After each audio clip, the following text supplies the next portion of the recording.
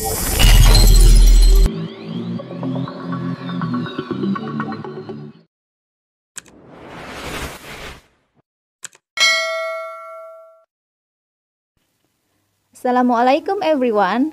How are you? Welcome back to my channel. This is Mrs. Aisyah. Let's study English together. Are you ready? Di video kali ini kita masih akan membahas tentang recount text. Sekedar untuk mengingatkan kembali, what is definition of recount text?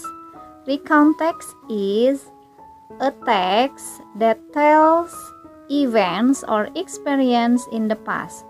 Jadi yang menceritakan kejadian di masa lalu atau pengalaman di masa lalu. Look at these pictures. Do you know about them? Tentu saja mereka adalah tokoh-tokoh yang menginspirasi dan banyak jasanya untuk bangsa ini. Berbicara tentang riwayat hidup seseorang atau tokoh itu namanya biographical recount ya, salah satu jenis dari recount. Nah, ini ada perbedaan antara biografi, memoir, dan autobiografi. Biografi itu true story about real person's life long ago. Jadi kenyataan atau riwayat hidup seseorang tapi ditulis oleh orang lain. Kalau memoir itu kenangan seseorang yang ditulis juga oleh orang lain. Tetapi untuk autobiografi itu riwayat hidup seseorang yang dituliskan oleh orang tersebut. So, we are going to learn about definition, generic structure, social function, and example for biographical recount. For the first definition, a biography is detailed description of person's life.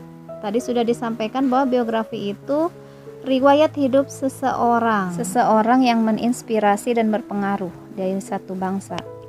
Social function of biographical recount tujuannya to inform by retelling past event and achievements in a person's life, untuk menginformasikan kepada orang lain bahwa pencapaian dan kejadian-kejadian dari suatu riwayat hidup seseorang tersebut.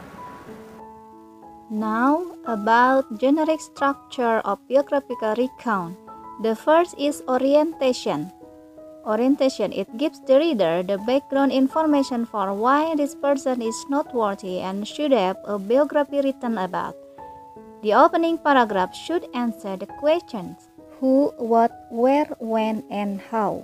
Sebenarnya ini sama saja untuk orientation di biography recount itu hampir sama dengan personal ya, tapi ini lebih ke background informasi ya, informasi latar belakang informasi kenapa seorang itu bisa menjadi orang yang berpengaruh atau menjadi inspirasi. Next, series. It presents a series of events usually told in chronological order.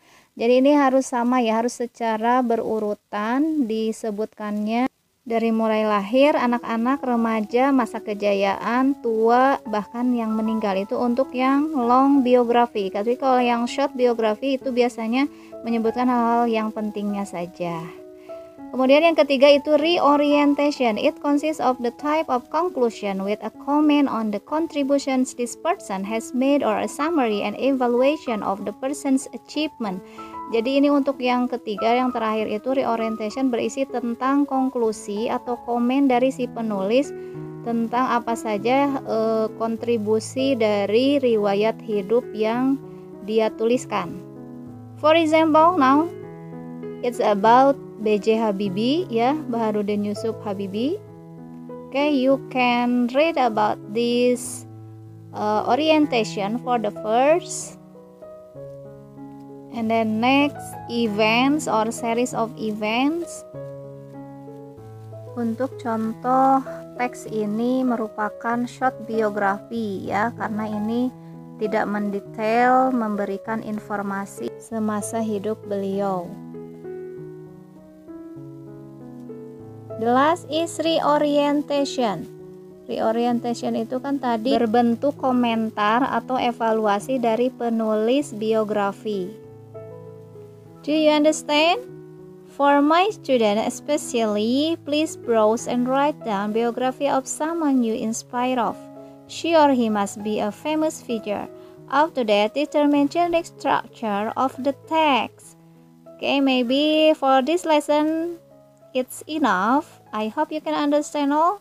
Thank you very much. See you next. Assalamualaikum warahmatullahi wabarakatuh.